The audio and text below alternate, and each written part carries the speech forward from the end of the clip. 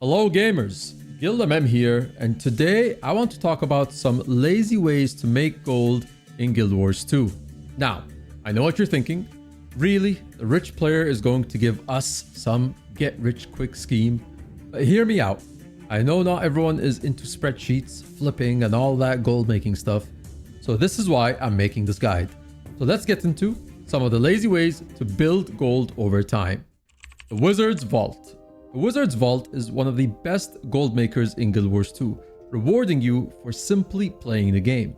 You get 5 Astral Acclaim just by logging in, the currency of the vault known as Wizard Coins by the community. The vault has daily and weekly objectives. When completed, reward you with Wizard Coins that you can spend on some great rewards, especially at the start of the season. Example, the Mystic Coins valued at the discounted amount, and the tier 6 materials which you can then sell for a lot of gold and watch your wallet grow. There is the Bag of Coins as well, which is 6 Astral Acclaim. You can buy up to 90 of these, so giving you a 90 gold boost as well at the start of the season. Now, you can only buy the discounts at a limit per season, but it's still good to do your vault dailies and weeklies, as some items don't run out, like the gold bags listed here, allowing you to simply get gold for doing what you love, playing the beautiful game of Guild Wars 2. You can also click on the cog icon here to choose the type of objectives you want to focus on, from PvE, PvP, and world versus world. For PvE daily and weekly objectives, there's a whole list and their methods of the easiest ways to complete them, all on the wiki. All you gotta do is type /wiki/ed in the game. Homestead, and guild halls. Home instances are found in the race capital cities and were sort of the player housing before homesteads were introduced in Jan 3 Wilds expansion. Now, I'm not a major fan of homestead and home instance nodes. The amount of gold it costs to buy the nodes will almost never be recovered to make it worth the time. However, what I can recommend is leeching. That's right, if you know a guild member, friend, or find people in LFG that are generous to invite you to farm their nodes, it is a much better way. To find a home instance or homestead, simply type full home in the LFG. Once invited for home instance, be on the same map of the other player to access their instance.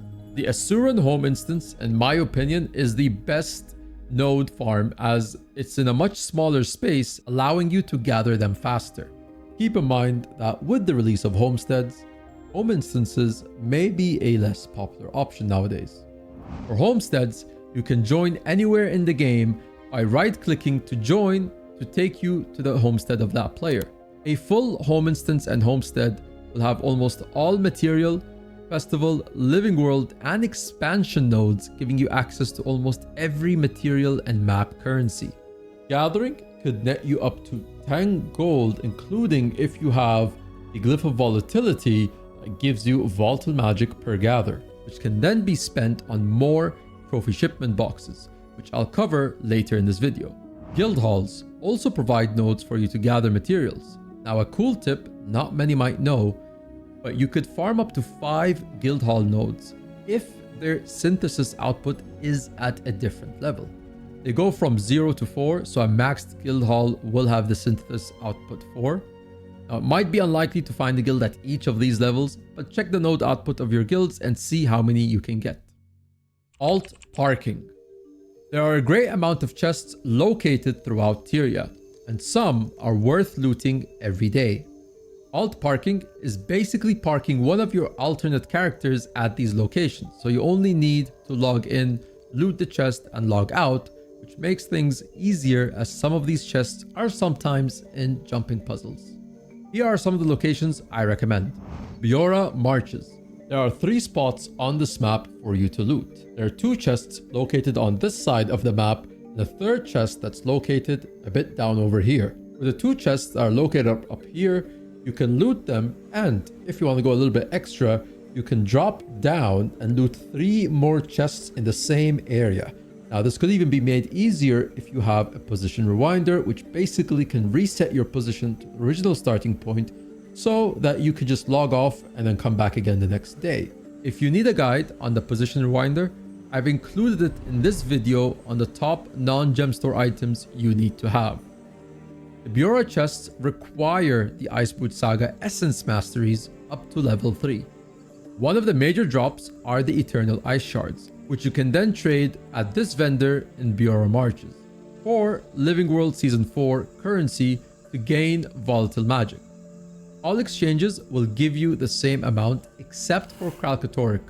Those give you less volatile magic.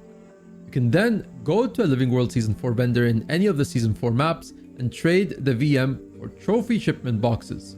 These give you lots of T5 and T6 materials, which you can either sell on the trading post or use for your own legendary crafting. Jade Runestone locations. End of Dragons expansion has some great chest locations to park your characters in, like Echovald map. You can find 4 chest locations located here, here, here, and here. You can park a character on this branch located near this waypoint and use it as a checkpoint. With the position rewinder, you can grab each chest by following a path, and after looting each chest, you simply rewind back to the position and going again for the next chest, and so on. For the chest located in the cave, you will need to complete the Crypt Seeker achievements, otherwise the cave will keep spitting you back out. The main item looted will be the Jade Runestones, which can be sold or saved in case you are going for a Gen 3 legendary plus some ancient coins. At the end of the Old Kyning jumping puzzle, you can find a chest located at the end which will grant you another 1 or 2 Jade Runestones. You can find players teleporting you to it or just park a character. Secrets of the Obscure map locations. In the Bleeding Wastes area of the Secrets of the Obscure map in Erneos, there are 3 possible spawn locations for a chest that you can loot from, which grant the map currency, ancient coins, and some upgrade components. In the Skywatch map in Soto, there's a small island west of this waypoint. You can loot a chest that will supply more ancient coins and the map currency. Bastion of Strength in Amnitas map. In this location, there is a chest that will spawn at either side of this building that will give the same loot, with this giving the map specific currency. You'll need these 3 currencies to eventually purchase the items needed to craft the legendary obsidian armor in Soto. Sanctum of Napka. You can park a character at the end of the Sanctum of Napka jumping puzzle found in the Path of Fire map, Crystal Oasis. There are 3 chests to loot in this area.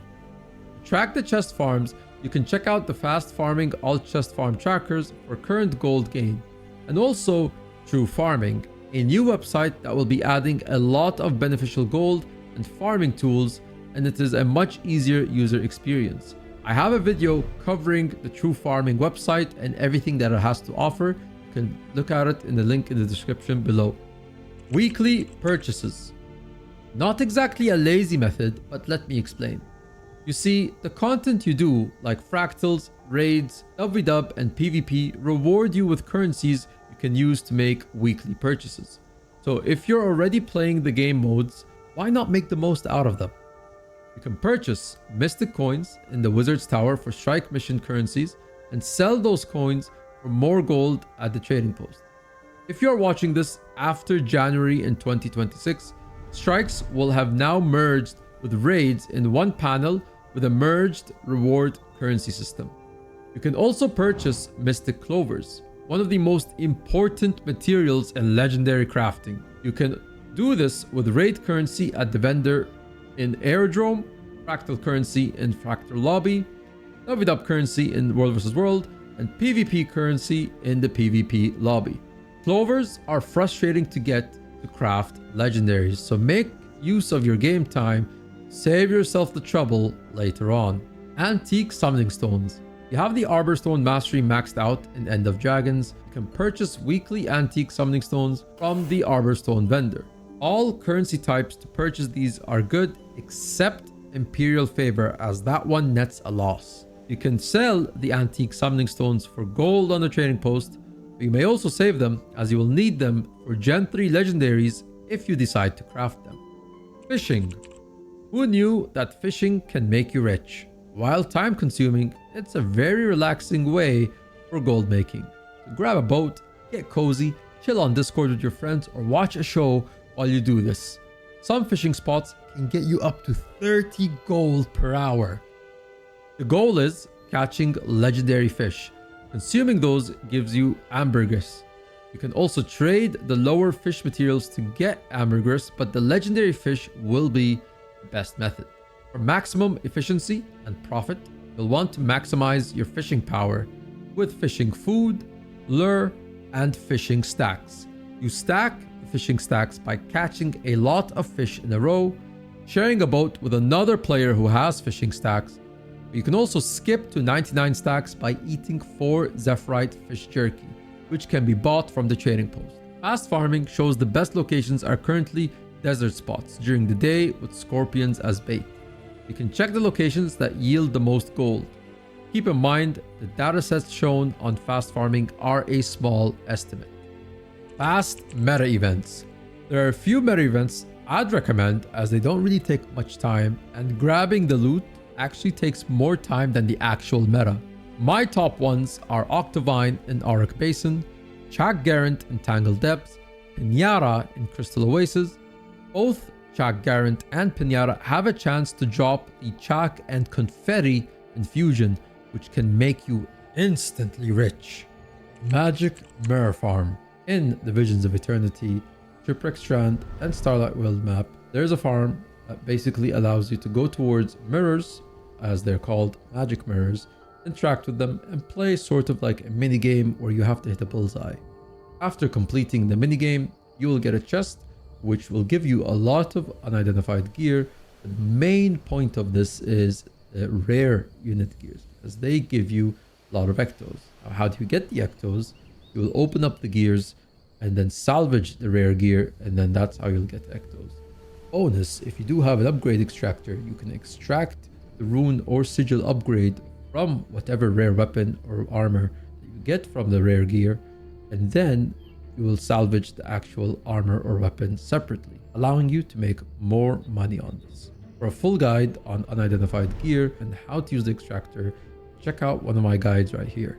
Using Shiny's Lish HUD module, you can check out the current farming routes, and this module gets updated pretty regularly. Now, you don't have to do the entire farm itself, as that maybe pushes it past the lazy method, as you do have to do a couple of things around here, but it is a very profitable farm since the effort needed isn't that much, which can get you anywhere from 21 gold even up to 30-40 gold if you decide to go for more.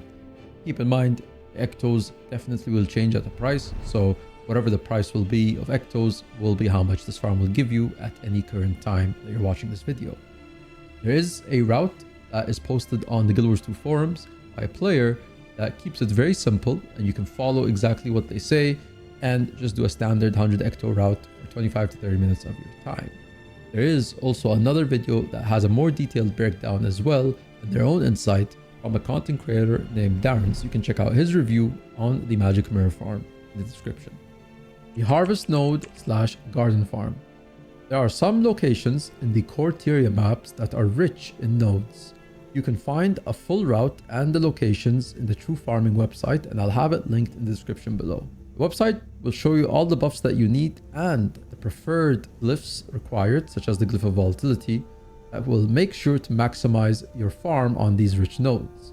Now, it is a bit of a long farm, but I'm still including it because it is technically lazy, because all you have to do is run around and go to these locations. There's not much to it. The full farm will take you about 37 minutes, and for that you can average about 3600 volatile magic and 3 to 4 spirit shards. In total, with the volatile magic, you'll be able to convert these into trophy shipment boxes from the Living World Season 4 vendors, again, which will give you T6 materials. And those are all the lazy gold farms for you to get rich. If you have any questions or other lazy gold farm methods that I missed, feel free to drop a comment below. And to support the channel, consider subscribing and leaving a like if you found this video useful. You can also drop in on stream at twitch.tv/guildmm for more questions and another lazy gold method giveaways. But that's it for this video, gamers. Until next time, I'm GuildMM, and I'll see you when I see you.